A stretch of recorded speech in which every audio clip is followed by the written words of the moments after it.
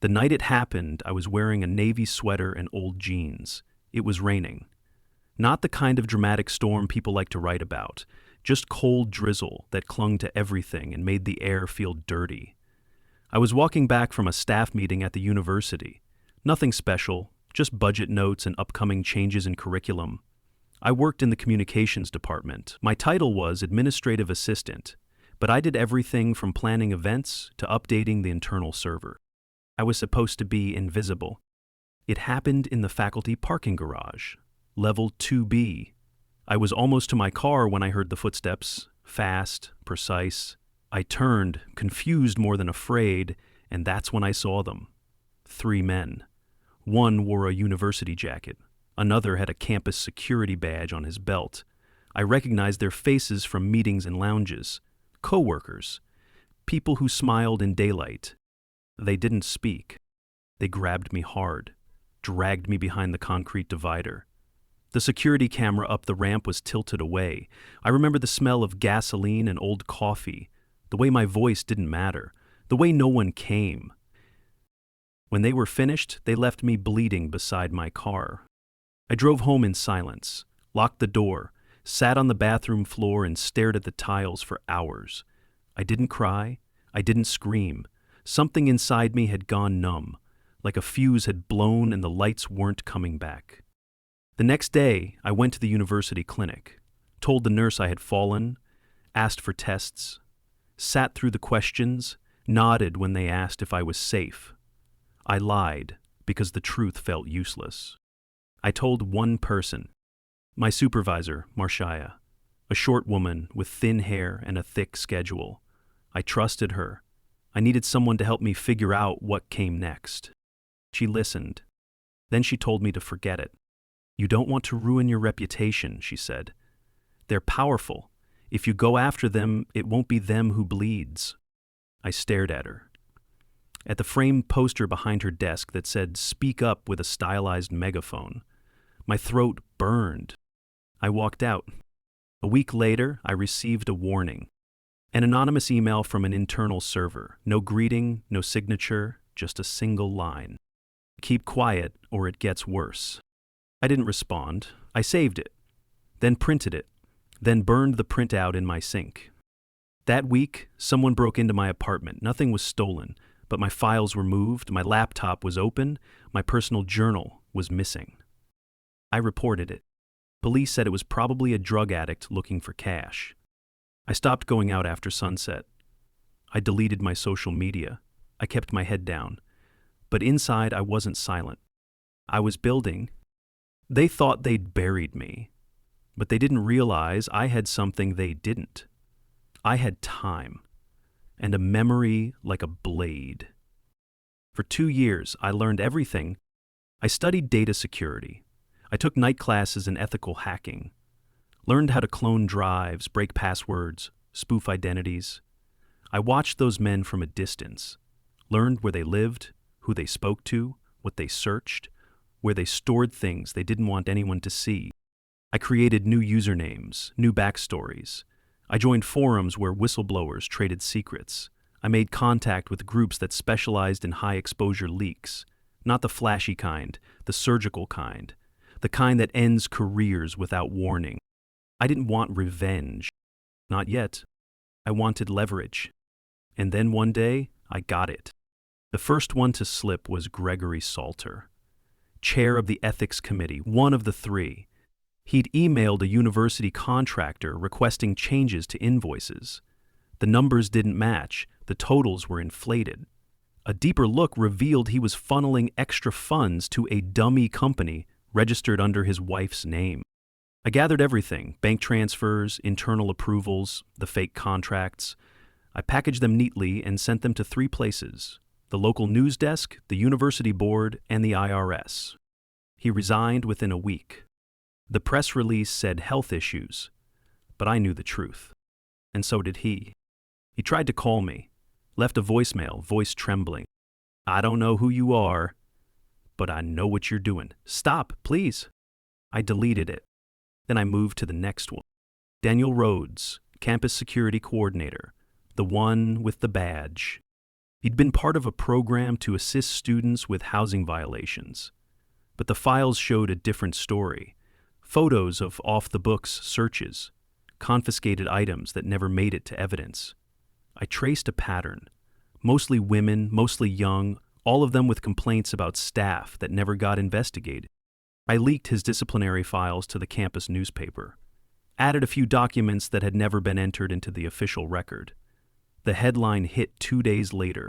Security chief under fire for misconduct and suppression of complaints. The protests started that weekend. He was suspended indefinitely. And then there was the last one. Michael Trenton, Dean of Faculty Affairs. The one who had smiled at me in meetings, sat 3 seats down at luncheons, spoken at Maya's memorial after she died of overdose in her dorm room freshman year. He was the most protected, the most untouchable. But he had secrets too. I didn't find them in his files. I found them in his emails. Hundreds of them, hidden in an encrypted folder on a university server that someone forgot to lock down after a routine update. He used code words. Special students, committee files, off-the-record favors. He had a list, not of victims, of enablers, other faculty members, donors, trustees, people who paid to keep things quiet, people who traded protection for silence, people who erased reports, deleted footage, moved cameras, like the one on level 2B. I copied everything, and then I waited. Not long, because someone found out. I don't know how. Maybe I got sloppy, maybe I took too long, but I came home one night and the power was off. My laptop gone, my backups too. I checked my secret drive, wiped clean. They hadn't taken anything else. Just the truth. But they didn't know what I'd memorized. They didn't know what I'd printed and mailed to 3 safe addresses. They didn't know I had duplicates stashed in places no one would think to look. They thought they had taken my voice again. But they'd only reminded me why I had to use it louder, and this time, they weren't going to be able to shut it off. I stayed in a motel 3 towns over after they broke in, a room that smelled like mildew and forgotten cigarettes, the kind of place people vanish from without being noticed. I kept the lights off and my phone powered down. The walls were thin and the bed was loud, but at least I could breathe. The day after the break-in, I went dark. No emails, no forums, no digital traces. Everything had to be paper now. Everything had to be old school. I used public libraries, burner phones, mailing addresses rented under fake names. I started acting like a fugitive, not because I had done anything wrong, but because I was fighting people who never paid for what they did, and I was going to make sure they paid in full. The copies I had sent to safe addresses were still untouched. One was in a safety deposit box, rented by a friend I hadn't spoken to in years. Another was sealed in a padded envelope, tucked beneath the floorboards of an abandoned house I used to pass on my morning jogs. The third was my weapon. It was a simple USB drive, labeled Conference Notes, stored inside a hollowed-out copy of a campus wellness brochure. I mailed it to a young journalist I'd been watching for months. Her name was Alicia Romero.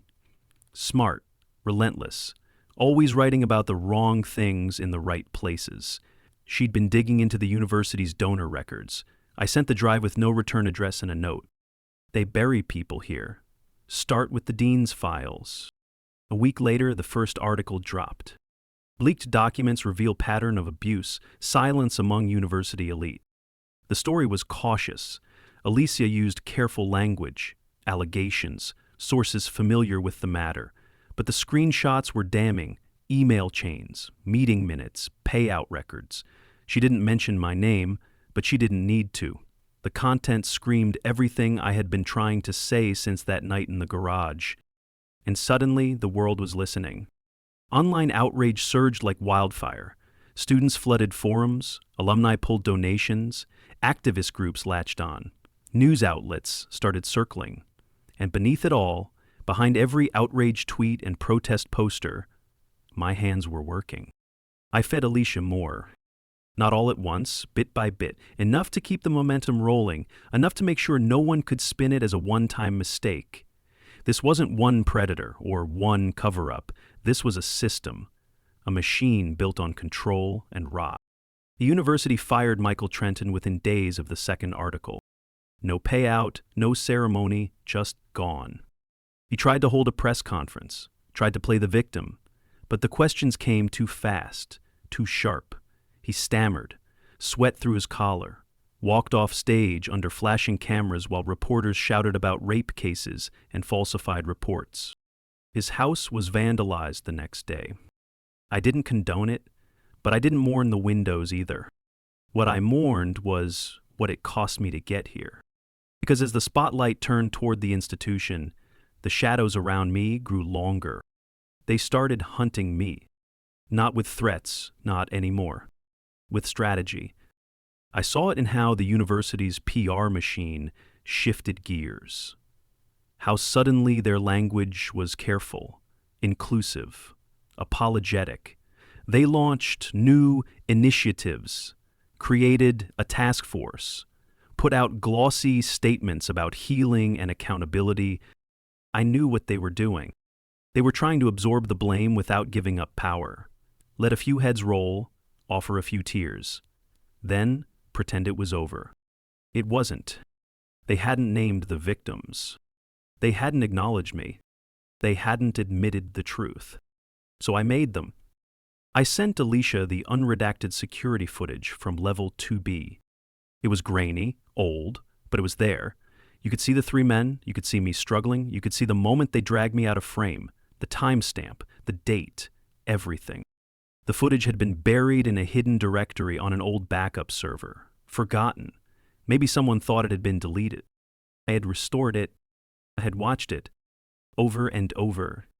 Not because I needed to, but because I wanted to burn every second of it into my memory, so that I could never flinch again, never doubt again. Alicia called it the file that broke her. She didn't want to release it at first, said it was too graphic, said it might re-traumatize others. I told her to release it anyway. I didn't need people to feel sorry for me. I needed them to look. The video aired on every national network by the end of the week. Universities across the country were suddenly under pressure to audit their own systems. Whispers of other videos, other women, other systems of silence. But the cost hit hard too. My name came out. Not officially, not from Alicia, but someone connected the dots, an old coworker, a janitor, someone who remembered the night and recognized my hair, my jacket, my gait. Soon the messages started. Some were kind, survivors, support. Some were not. I got threats, accusations, demands that I retract, apologies laced with bitterness, the kind of men who think an apology fixes a crime. But I didn't stop, because there was one thing left. Marcia, the woman who had told me to keep quiet, the one who looked me in the eye and said survival was submission. She was still at the university, still working, still rising. So I dug. She had no assault history, no scandal, but she had cleaned up after dozens of them. Redacted complaints, closed cases, removed names. Each action she took was on someone else's behalf. She never touched anyone herself. But she was the one who always knew where to scrub the blood. And then I found her emails. She had been rewarded for her silence. Bonuses, promotions, all tied to how clean her division stayed.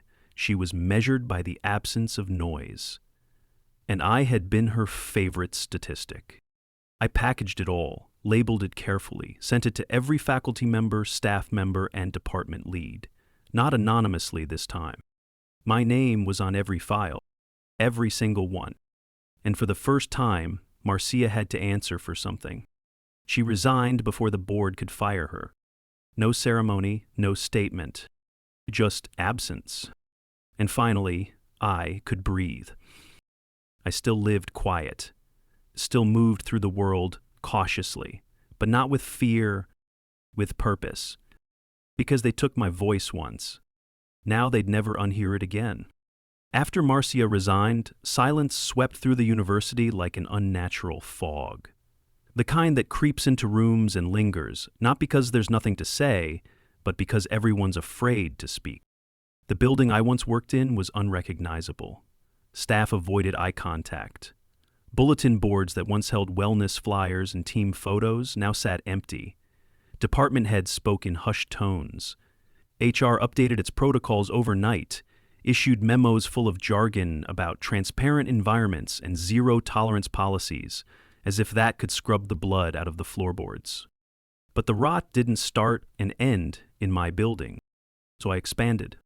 I began tracing the university's external contracts, construction deals, tech suppliers, private consultants. I found networks of familiar names, some deeply embedded in city council, some in regional nonprofits, some who donated to the university in exchange for influence, access, protection. It was never just about what they did to me. It was about the machine that made it easy to happen, that let it go on for decades, that trained people to look the other way and rewarded them when they did. The further I dug, the more I saw how many others had been chewed up and silenced. A maintenance worker fired after filing a harassment complaint?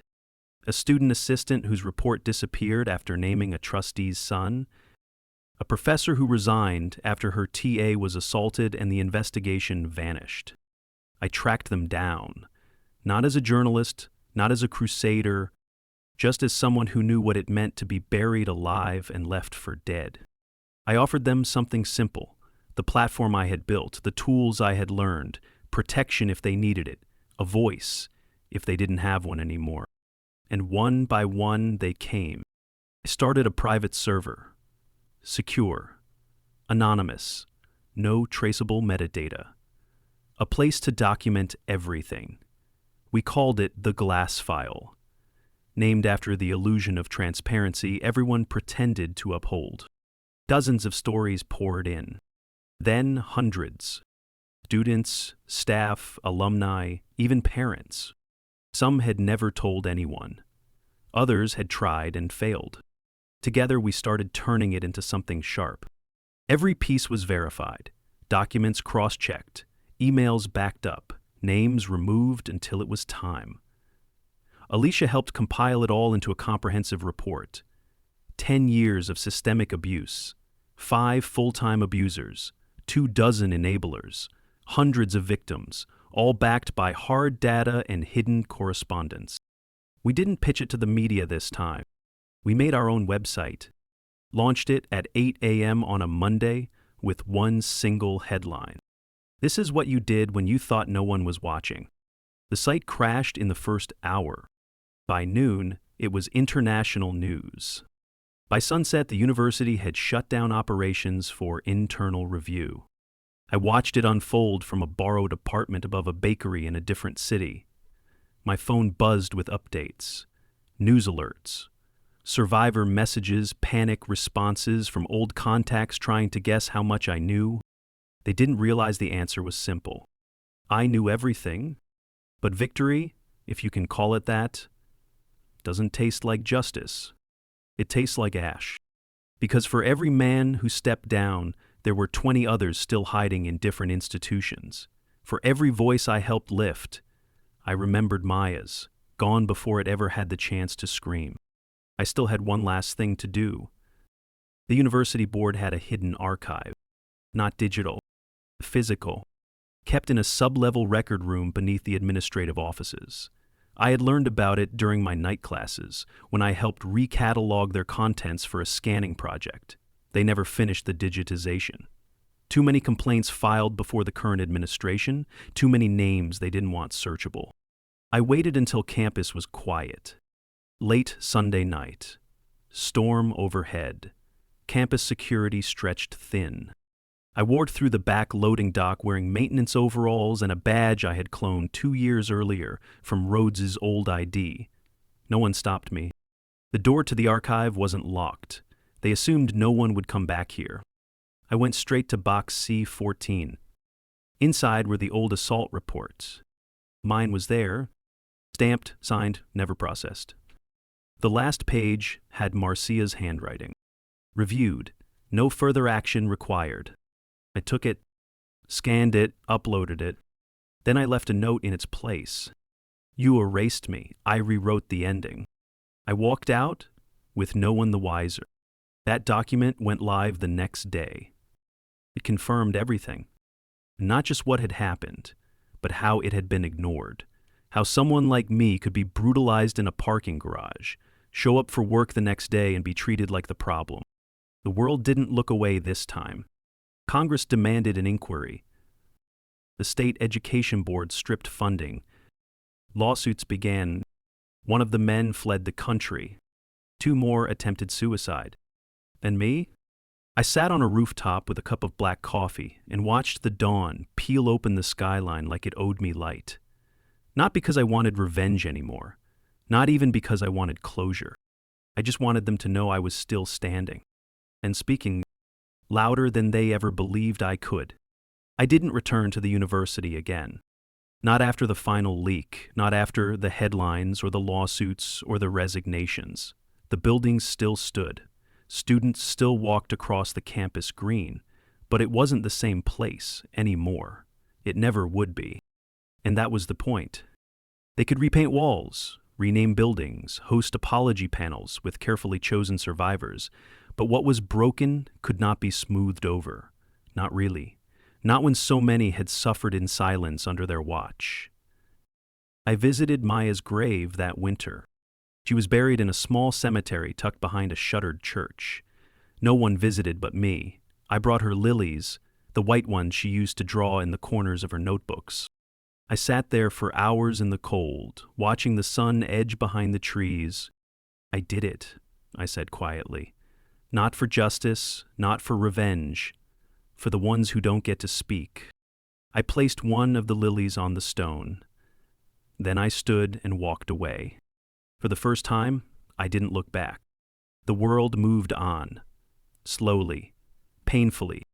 The glass vial became something bigger than me. A network, a platform. People began submitting stories from other schools, other institutions, churches, hospitals, nonprofits, every place where silence had been weaponized. We expanded. Alicia took on a team. We partnered with legal groups, survivor advocacy networks, tech volunteers who helped keep everything secure and accessible.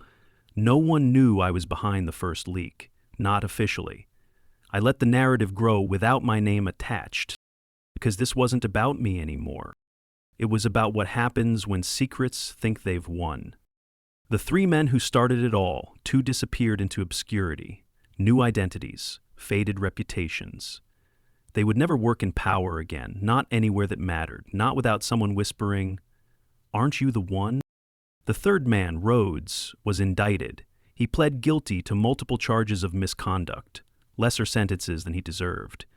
But he would never touch another badge. Marcia vanished from the public eye. Rumors said she moved to a rural county and opened a bookkeeping service. I never confirmed it. I didn't need to. I wasn't interested in hunting shadows anymore. My voice had never been about screaming louder than them. It had been about refusing to stay quiet. There were moments I still woke up in the dark, heart racing, body tense, expecting someone to be in the room. Memories don't vanish just because the story ends. They settle in the bones. But they don't own me anymore. I found peace in small ways. Volunteering at shelters, helping survivors with documentation, teaching secure tech practices to women who were starting over, listening more than I spoke, because I knew what it felt like when no one listened. One afternoon, I got a letter, typed, plain, no return address. Inside was a single line. You were never supposed to matter, but you did. I burned it, not out of fear, out of defiance, because I wasn't theirs to silence anymore. They took my voice once, but I built something louder with it. And now, everywhere they tried to hide their secrets, my echo lives. In every classroom, courtroom, inbox, and archive. A truth they cannot delete.